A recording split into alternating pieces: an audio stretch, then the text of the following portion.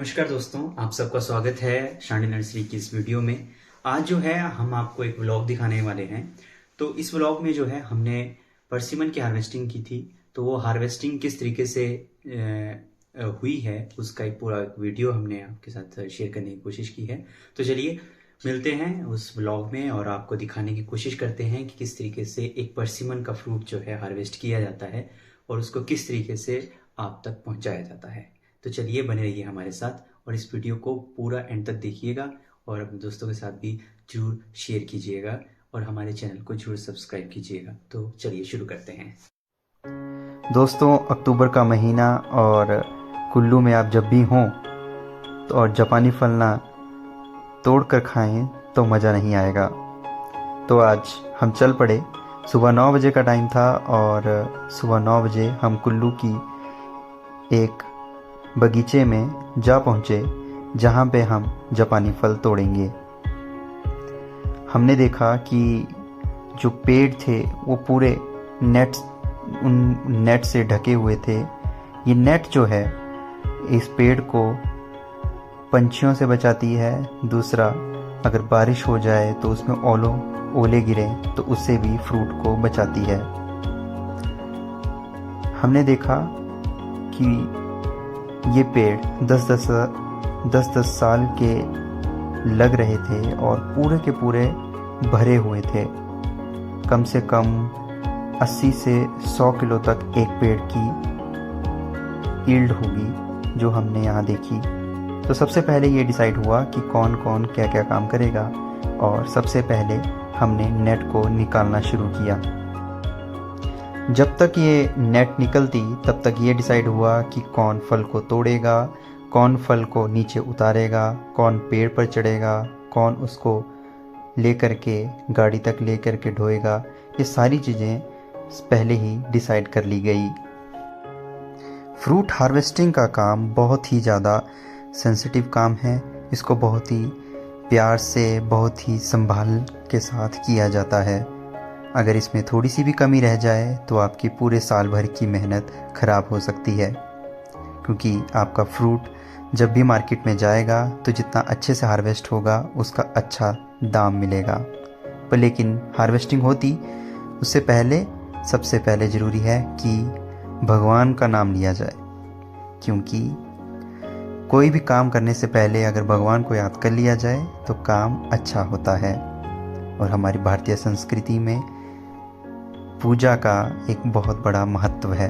तो सबसे पहले भाई ने पूजा करी और फिर भगवान को याद करते हुए अपने काम को शुरू किया।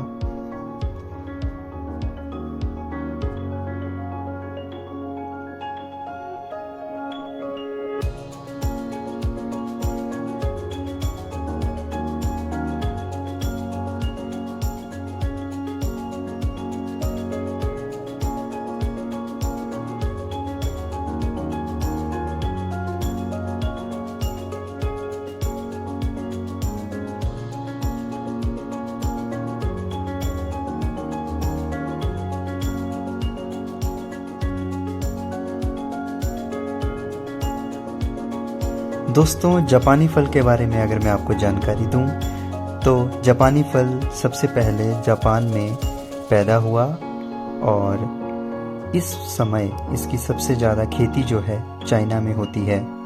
भारत की बात करूं तो इसकी खेती हिमाचल प्रदेश, जम्मू कश्मीर, उत्तराखंड और अरुणाचल प्रदेश और नॉर्थ ईस्ट के कुछ राज्यों में होती है। हिमाचल प्रदेश में सबसे ज़्यादा कुल्लू में इसकी खेती की जाती है। टमाटर की तरह दिखने वाला ये फल खाने में बहुत ही मीठा और हेल्थ के पर्सपेक्टिव से बहुत ही ज़्यादा फायदेमंद है। जब भी हम जापानी फल को पेड़ से तोड़ते हैं तो एक कैंची का उपयोग करते हैं और कोशिश की जाती है कि ऊपर की इसकी डंडी को बहुत अच्छे से तोड़ा जाए, क्योंकि अगर ये डंडी अच्छे से नहीं टूटेगी तो फ्रूट की शेल्फ लाइफ कम हो जाती है और आपका फल जो है जल्दी ख़राब हो जाता है। तो आप ध्यान से देखेंगे यहाँ पर फ्रूट को बहुत ही ध्यान से तोड़ा जा रहा है।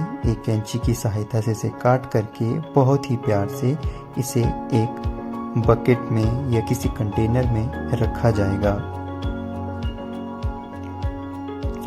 जापानी फल की दो तरह की वैरायटीज होती हैं, एक एस्ट्रीजेंट होती है और एक नॉन एस्ट्रीजेंट। पहले भारत में एक काकी वैरायटी पाई जाती थी जो कच्चा खाने पर गला पकड़ती थी, जिसके कारण जापानी फल भारत में इतना प्रसिद्ध नहीं हो पाया। लेकिन अब फुयू वैरायटी जो आप ये देख रहे हैं, फुयू वैरायटी के आने से अब इसकी लोकप्रियता लोगों में समय के साथ बढ़ रही है। जो काकी वैरायटी है वो एस्ट्रीजेंट वैरायटी है, वहीं फुयू वैरायटी है वो नॉन एस्ट्रीजेंट वैरायटी है। इसका मतलब है कि जब भी आप फुयू को अगर कच्चा भी खाएंगे तो भी खाने में बहुत स्वाद आपको आएगा।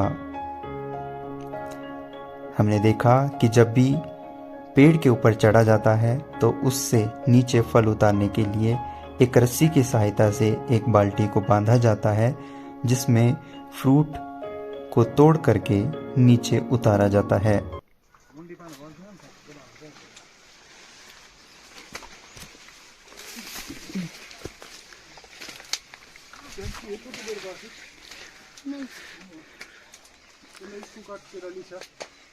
उनसे कटवाई कैंची से ना फिर डाली इसको, ऐसे मत डाली, पीछे दाग लग जाएगा मुझे।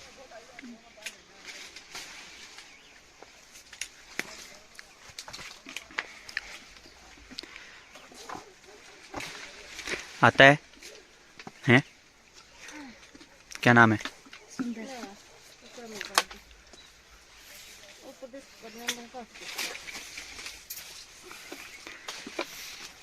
तुम हेल्प करा रहे हो?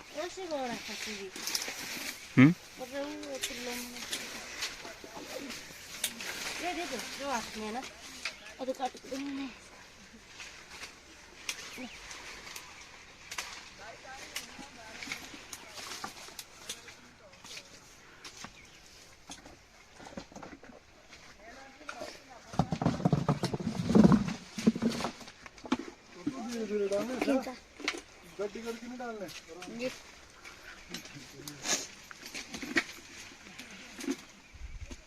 अच्छा सुंदर, एक बात बताओ, क्या क्या ध्यान रखना होता है जब इसको डालते हैं हम? बताओ। बोलो।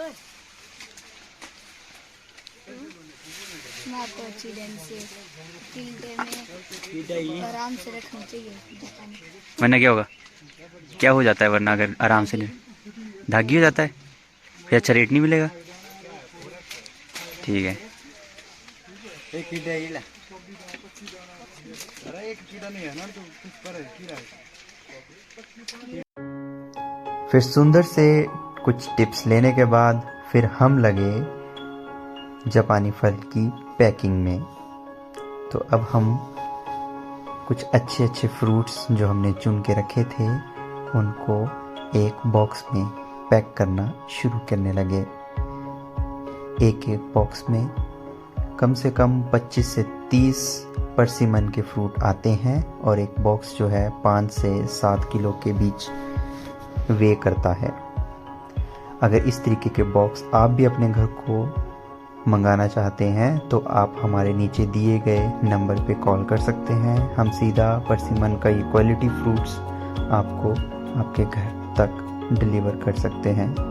और देखते ही देखते हमारा एक बॉक्स भर के तैयार हो गया।